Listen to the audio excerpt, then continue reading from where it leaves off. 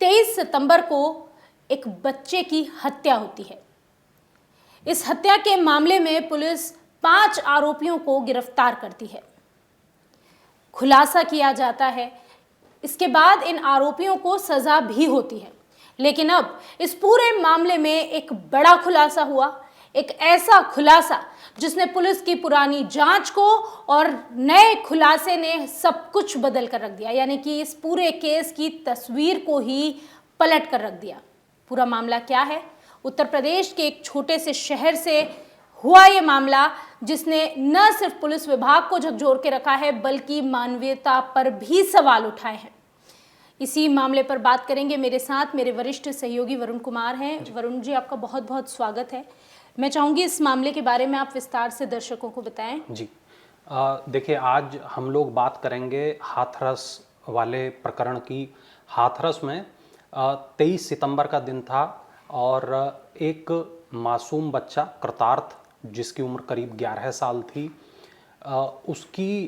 उसके बारे में एक ऐसी सूचना आई मीडिया में जिसने सभी को चौंका दिया। पता चला कि तंत्र मंत्र के चक्कर में जिस स्कूल में वो पढ़ता था, उस स्कूल के संचालकों ने, उस स्कूल के जो वरिष्ठ मालिकान लोग हैं, उन लोगों ने उस बच्चे को जान से मार दिया। जब ये खबर आई तो पूरा पूरा मीडिया जगत है वो हिल गया। तमाम जो मीडिया की गाड़ियां हैं दिल्ली नोएडा की, वो हाथरस की तरफ दौड़ गईं। और जब ये पूरा मामला चल रहा था, इसके खुलासे हो रहे थे, तब ये तमाम फैक्ट सामने आए, तमाम ऐसी बातें सामने आईं जिसमें ये पता चला कि जिस स्कूल में वो बच्चा पढ़ रहा था, कृतार्थ बच्चे का नाम था, और जिस स्कूल में वो बच्चा पढ़ रहा था उस वो स्कूल बहुत ज़्यादा चल नहीं रहा था। तो स्कूल के जो प्रबंधक थे, उसके जो प्रिंसिपल थे, मालिकान लोग थे, उन्होंने अपने स्कूल की तरक्की के लिए, प्रगति के लिए उस बच्चे की बलि चढ़ा दी और बच्चे की लाश को उन लोगों ने छुपाने का प्रयास किया। जब ये खबर सामने आई तो पुलिस ने आरोपियों को पकड़ लिया। उसके बाद उन्होंने अपना जो जुर्म है कनुप्रिया, वो कबूल भी कर लिया। उन्होंने अपना जब जुर्म कबूल कर लिया, पुलिस ने इकबालिया बयान ले लिए, उसके बाद कोर्ट में उन्हें पेश किया गया, जहां से उनको जेल भेज दिया गया।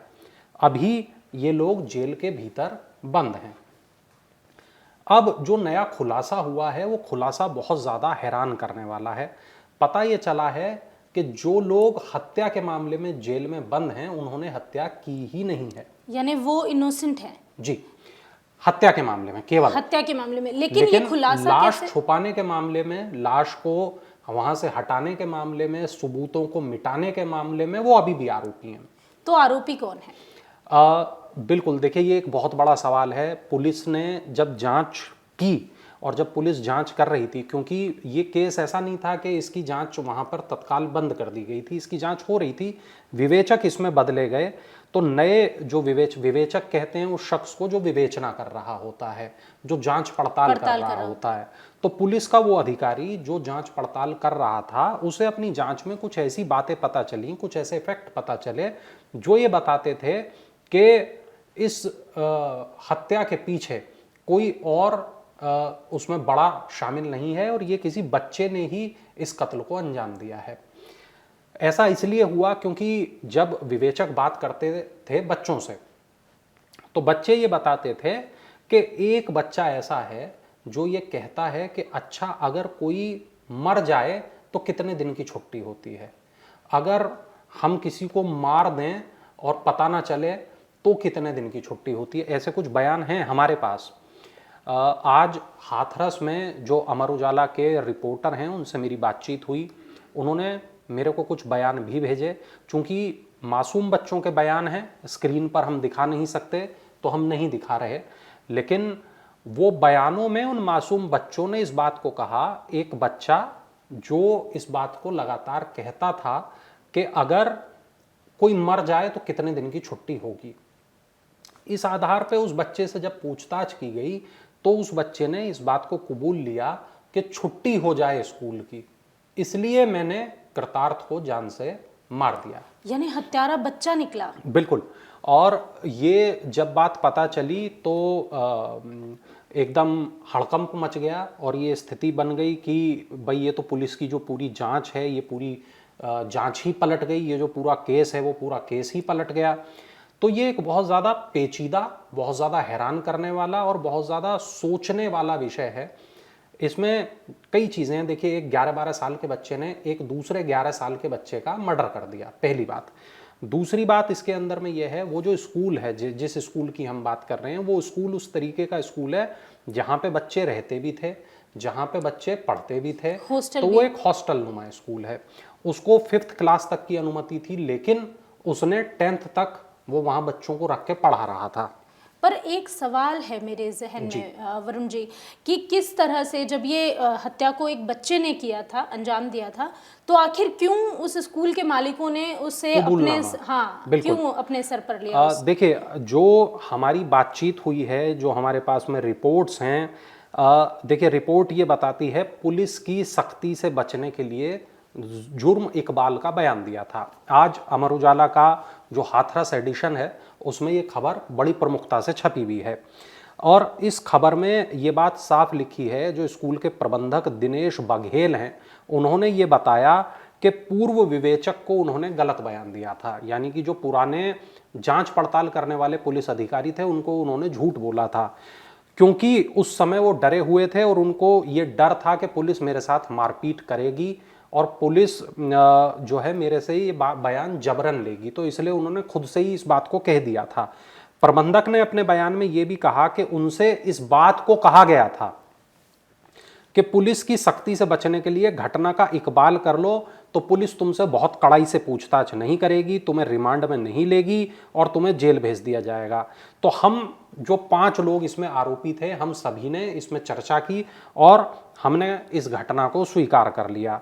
जिला कारागार में जो प्रबंधक हैं दिनेश बघेल, इन्होंने फिर से दिए बयानों में जो दोबारा इन्होंने अब जो बयान दिए हैं उसमें इन्होंने नए विवेचक को कहा कि मैं आपको सही बात बता रहा हूं, मैं स्कूल के आवासीय हॉस्टल में पहुंचा तब मुझे कृतार्थ मरा हुआ मिला। मैंने उसकी धड़कनें चेक की और उसकी नब्ज देखी, ना तो धड़कनें चल रही थी ना नब्ज चल रही थी, शरीर ठंडा हो चुका था और मेरे मन में ये बात आई कि मैं कैसे बचूंगा। तो मैंने ये सोचा कि अगर मैं इसको अस्पताल ले जाऊं और अस्पताल में डॉक्टर ये कहे कि ये बच्चा जो है मर गया है तो शायद मेरे ऊपर नाम ना आए और हमारा बचाव हो जाएगा। मैंने पुलिस और अन्य अधिकारियों को सूचना नहीं दी क्योंकि बच्चे की मृत्यु स्कूल हॉस्टल के भीतर हुई थी, इसलिए मैं बहुत ज़्यादा डर गया था। मैं स्कूल का डायरेक्टर था। दूसरा, हमने आवासीय विद्यालय के संचालन की वैध रूप से अनुमति नहीं ली थी और ना ही शिक्षा विभाग को इसके बारे में हमने बताया था।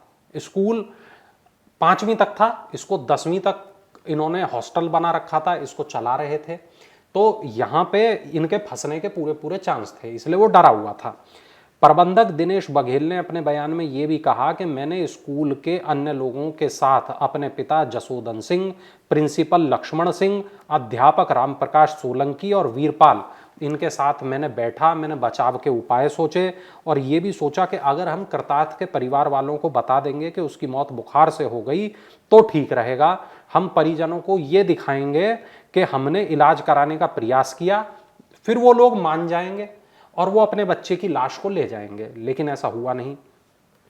जो कृतार्थ के पेरेंट्स हैं, अब इसमें एक एंगल ये भी है कि कृतार्थ के पिता नोएडा में रहते हैं, वो किसी मल्टीनेशनल कंपनी में काम करते हैं, वो वहाँ हाथरस के उस गांव के रहने वाले हैं जहाँ पर ये मामला हुआ। उन्होंने अपने बच्चे को ये सोचा था कि मैं अब की बार मैं बच्चे को अपने साथ ले जाऊंगा नोएडा, लेकिन इसी बीच में ये प्रकरण हो गया। अब ये पता चला कि जब जांच हो रही थी करूँ जी, तब ये पता चला कि जो कृतार्थ है वो कितने बच्चों के साथ कहाँ सोया हुआ था।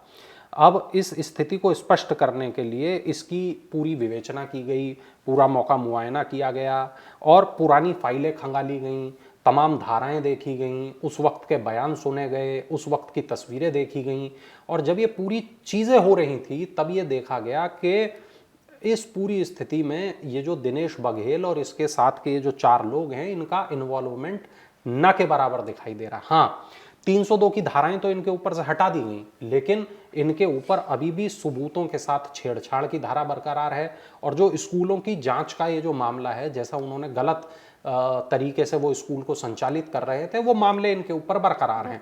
ये अभी भी जेल के भीतर हैं, लेकिन इनके ऊपर से 302 की जो धाराएं हैं वो हटा दी गई, यानी हत्या की धाराएं हटा दी गई हैं। अब वो जो बच्चा है जिसके ऊपर इल्जाम है कत्ल का, वो रहने वाला मथुरा का, और उसके पिता का यह कहना है कि प्रबंधक के साथ एक मंत्री हैं जो उसकी जाति के हैं। तो जो मंत्री हैं उन्होंने उसका साथ दिया है, उसको बचाने में मदद की है, मगर हमारी जाति का कोई व्यक्ति मंत्री नहीं है, कोई नेता हमारे साथ नहीं है, इसलिए मेरे बेटे को फंसा के जो है बाल सुधार गृह में भेज दिया गया है। तो ये उनके आरोप हैं। और हमने आज बयान सुना कृतार्थ के पिता का भी। कृतार्थ के पिता भी इस बात से बहुत ज़्यादा सहमत हमें नहीं दिखाई दिए। वो अभी भी ये मानते हैं कि उनके बच्चे का जो मौत है उसके पीछे कहीं ना कहीं ये जो 5 लोग गिरफ्तार हुए उनका पूरी तरह हाथ है, उनका भी ये मानना है। लेकिन पुलिस की जो जानकारी है, पुलिस की जो तफ्तीश है, पुलिस की जो जांच है, वो ये बताती है कि अब ये केस उस तरह का नहीं है जैसा सितंबर में था। अब ये केस पूरी तरीके से पलट चुका है। तो जो इस मामले में नए खुलासे भी वो होंगे, वो भी हम अपने दर्शकों को बताते रहेंगे। बिल्कुल, लेकिन बहरहाल हाथरस से ये जो मामला सामने आया ये वाकई चौंकाने वाला है, जिसमें पहले तो प्रबंधक पर जो स्कूल प्रबंधक थे और 5 लोगों पर ये पूरा मामला दर्ज किया गया था। इसके बाद अब ये मामला बिल्कुल फिल्मी स्टाइल में हम कह सकते हैं कि घूम गया है। हालांकि अभी भी इसमें जिस बच्चे पर आरोप आया है उसके पिता इससे इनकार कर रहे हैं और कृतार्थ के पिता का भी ऐसा ही कुछ मानना है। सच्चाई क्या है ये तो आगे पुलिस के जो जांच चल रही है उसके बाद ही साफ हो पाएगा। बहरहाल इस खबर पर हमारी नज़र बनी हुई है। ऐसी ही खबरें और बाकी इस तरह की और खबरों पर अगर आप जानकारी चाहते हैं तो आप हमारे साथ बने रहिए, देखते रहिए अमर उजाला। बहुत बहुत धन्यवाद वरुण जी। अगर आप ये वीडियो YouTube पर देख रहे हैं तो हमारे चैनल को सब्सक्राइब करें और बेल आइकन को दबाना ना भूलें। अगर आप Facebook पर ये वीडियो देख रहे हैं तो हमारे पेज को लाइक करें।